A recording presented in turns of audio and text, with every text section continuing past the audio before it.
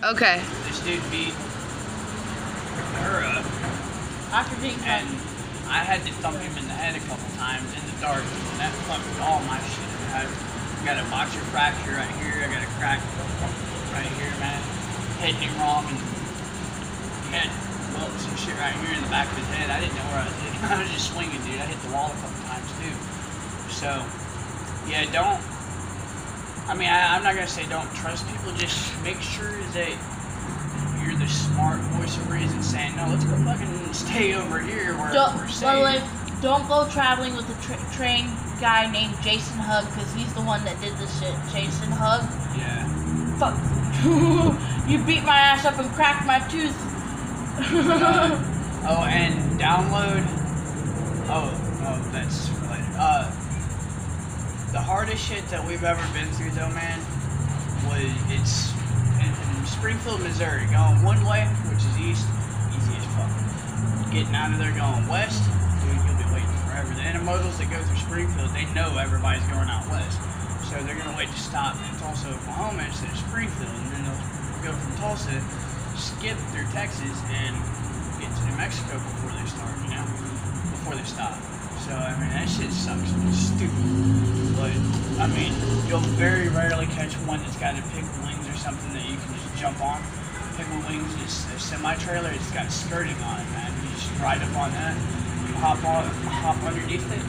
The guards can't see you or nothing up in the towers or nothing.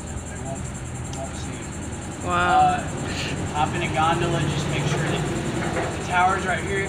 When you get in the gondola, which is basically an empty car park, you stay on this side of it until you're gone, because they'll see you. They will.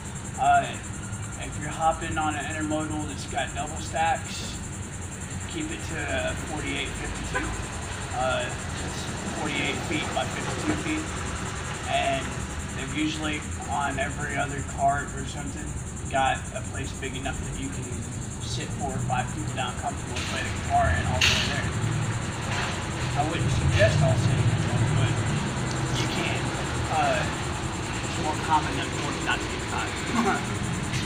Here, and I know in Missouri, if you get caught riding a freight train, it's 6 months county jail. Some places it's felonies, though, so you have to be really careful. It's a federal felony offense, so don't do community service on that one. You're going to jail again.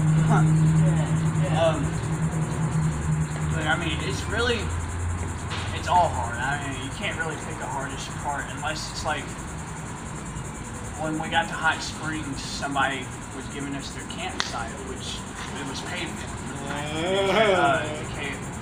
Was it the KOA or no, it was Gulf Gorge. No, yeah, Gulf Gorge. That's a national park. That's a national park. So we're sitting there, and I'm drinking a beer, and I got a bottle of whiskey. I'm pouring shots secretly. I guess we're being too loud or something, I don't know. And this dude on a golf cart comes up, some old ass man. I didn't think he was security, dude. And he says, I'm gonna have to ask y'all to leave because they're paying for this campsite. Not you can't have it. And I looked at him and I was like, well, you paid for it, does it really matter? And he looked at the beer can and said, okay, I'm gonna call the cops. And I was like, fuck you, call the cops. Well, about 10 minutes later, I'm sitting there and I got a beer to my mouth like this, and I hear, drop the beer and get on the ground. I turn around, there's a big ass cop with a 45 pointing at me. I was like, y'all don't fucking play, do y'all? I dropped the beer.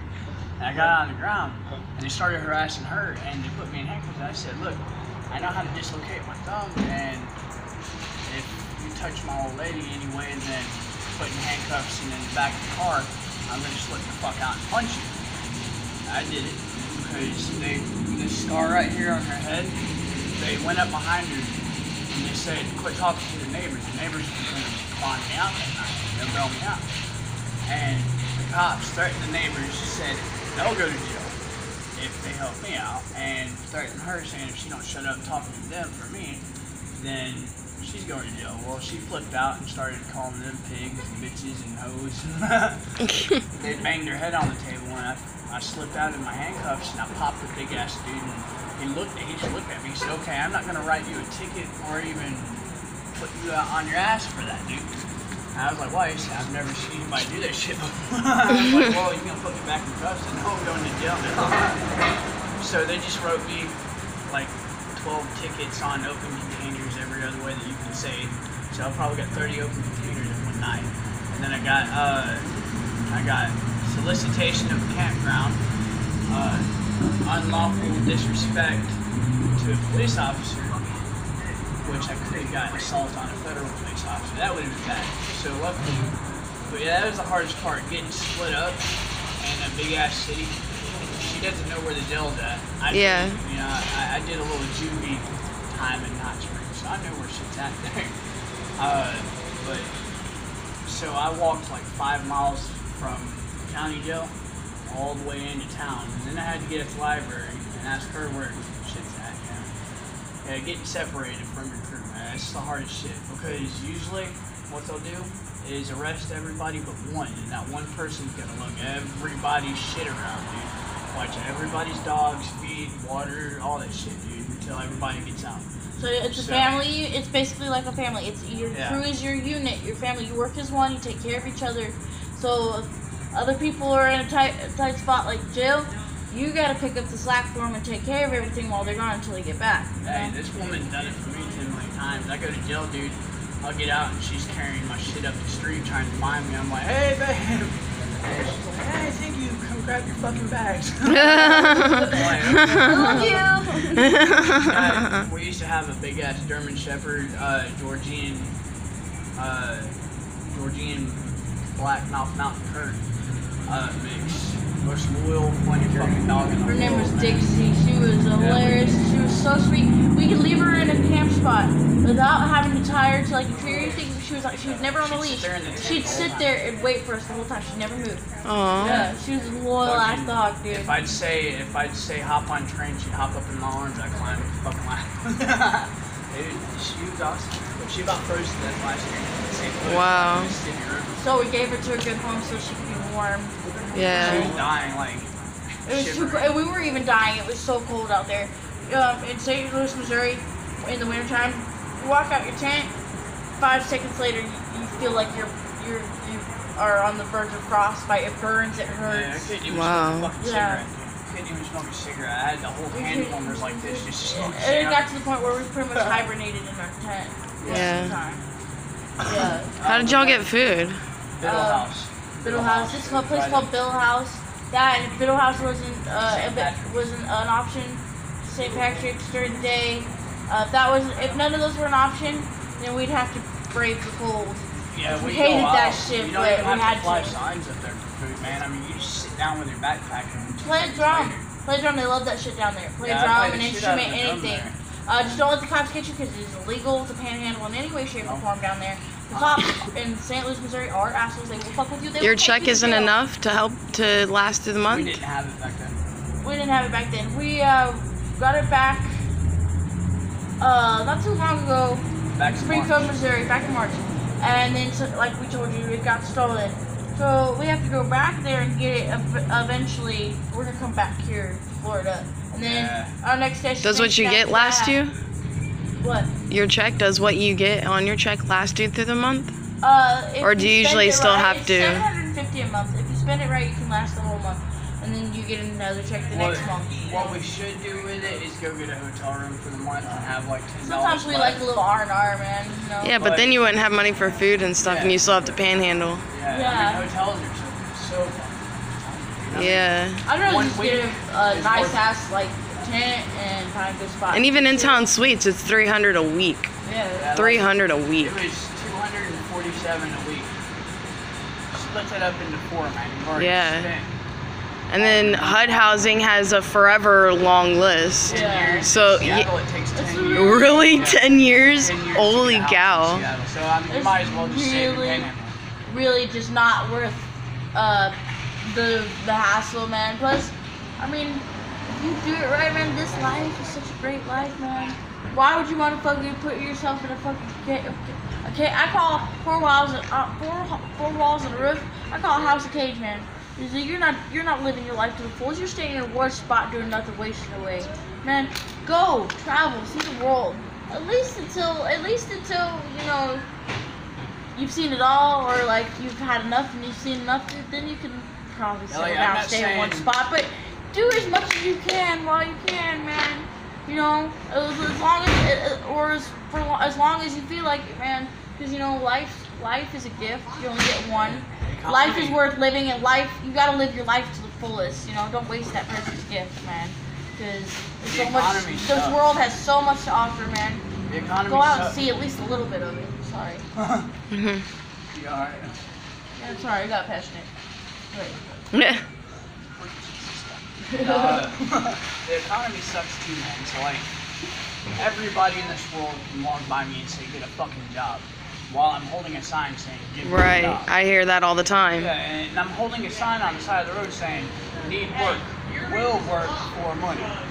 But some of them screw you over too, though. You know. You can't trust anybody, and it ain't making you sign a W-2. But what happens if your name is Charles Blank? I'm not gonna say my last name. Yeah. But and you have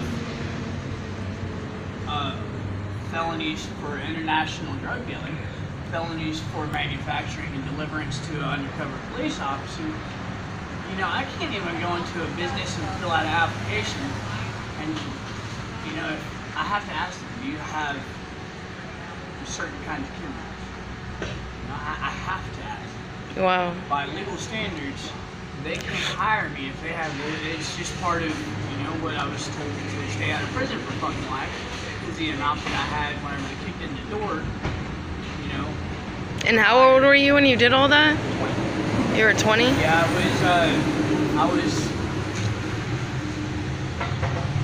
I was helping shake and stuff for, you know, my daughter. Yeah, I couldn't afford it, and nobody wanted to hire me because it was summertime, and that's what Joplin, Missouri. Summertime is when all the teenagers get the fucking jobs. They can pay teenagers $7.50 an hour, and they won't bitch about it. They'll say, "It's my summer job. I can get a car for fucking school, blah, blah, blah." And I'm like, damn, dude, I can't get hired or nothing. The mall wouldn't even hire me at the pretzel stand. You know, so I had to do something.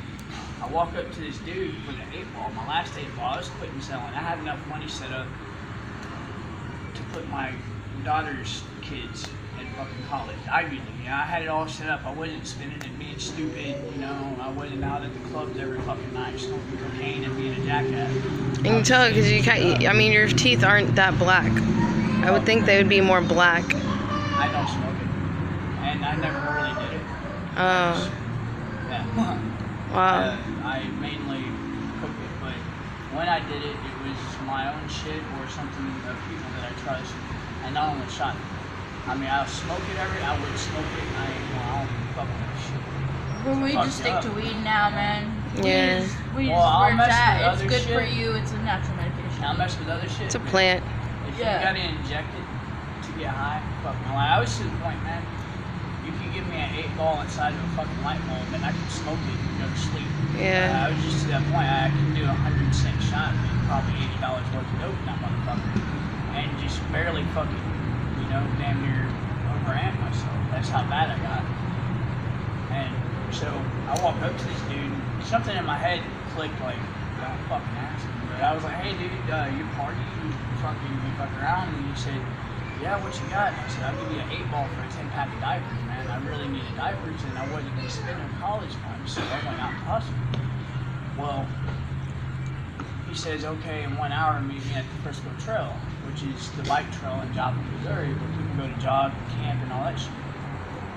And I walk over to my buddy's house, tell him to call my girl and tell her I'll be home in an hour, and I walk down to the Frisco Trail, halfway to Winter City, and I get in this car, dude, and I'm halfway in transaction, dude, with an 8-ball, and he's got diapers sitting there, and AR-15s and all that shit just come out of the fucking woodwork, man, and they're like, freeze, put your fucking hands up. I'm like, damn, bro.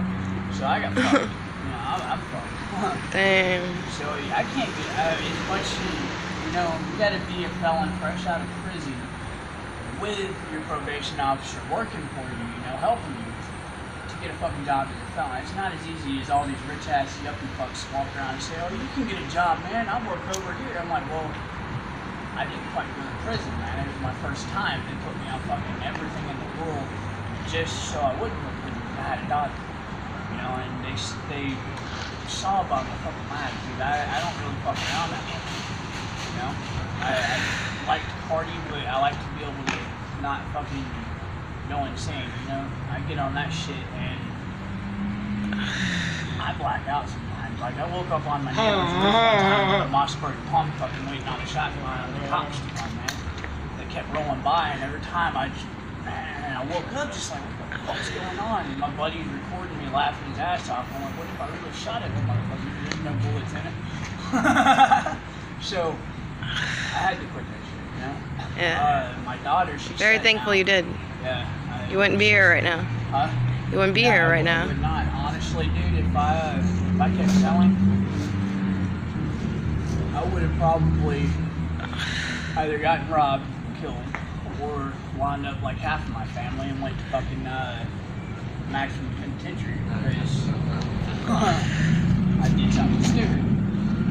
Like my grandpa, he was in Vietnam, World War II, all that stuff. In Vietnam, he wasn't young enough to go to war, but he was over in Vietnam at a base, and it still fucked with his head, man. He comes back, he grabs a shotgun, robbed a bank in my name in 1997, and fucking runs from the cops in a gas truck shooting out the fucking window.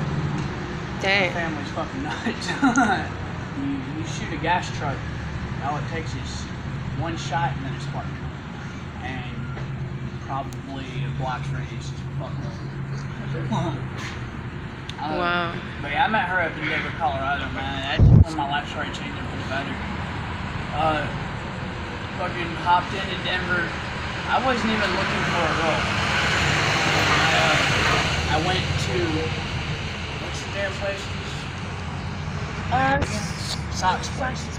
I went to Sock's place, man, and I wasn't looking for anything but to get laid that night. I just wanted to get laid. I was going to Walmart to steal beer and a tent and all that shit, and I went there and I met her, dude, and I was like, I'm not gonna ask her for that shit. We just fucking chill. I was like, hey, you wanna go steal some fucking gloves and help me get some beer and shit? She said, hell yeah, dude. So she came with me, and back whenever I hung with my crew there, they all turned into assholes eventually. We all dispersed one by one, walking down the fucking interstate. We got it 30 miles down the road, and it took 30 miles, and they were all fucking turning shitty, pussy-ass motherfuckers. Come to find out, none of them ever rode on a train, never even left Denver. So, I was just, fuck, dude. Hitchhike back, I don't have a car, I can't take you back, dude. Sorry. So they all went to the hospital, played the suicide role, and we got back to fucking Denver. But I met her there.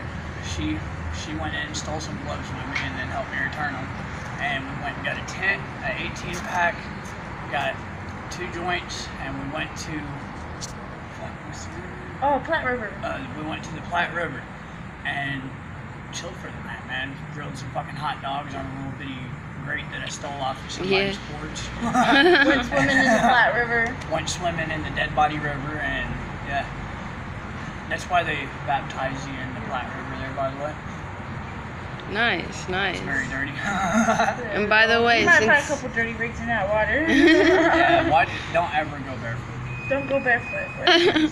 Yeah, wear shoes, man. and since we have like a few minutes left, I'm gonna go ahead and do a shout out because y'all did, you know, a baptism for me into the family. The Gutter Meet the newest New member. Yeah, I've been gutter punked, yeah.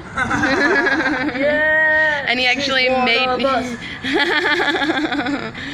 She's cool people, man. Her friend Griffin. Chris. Hey. It's my buddy. Hey, yeah, they're all cool here. And Really the cool, coolest man. thing They're our is, best man, fucking friends, man. two They're of awesome. them, 2 of them can't hear, so I'm learning while I'm being Yeah, their man, it's friend. the coolest thing ever, man. I learned how to do Shit. sign language, man. This guy's awesome. He's a good teacher. yeah, he taught me. I mean, it's the coolest shit in the world, man, when you can sit there and everybody else around y'all is like, what the fuck are they talking about? You can hear them saying, what the fuck are they talking You about? can have a man? conversation without everybody butting And in. we're- yeah, dude. All right. Well, thank you so much for the interview, and I greatly appreciate it. Yeah, the cops are. problem. We gotta go. All right. Bye.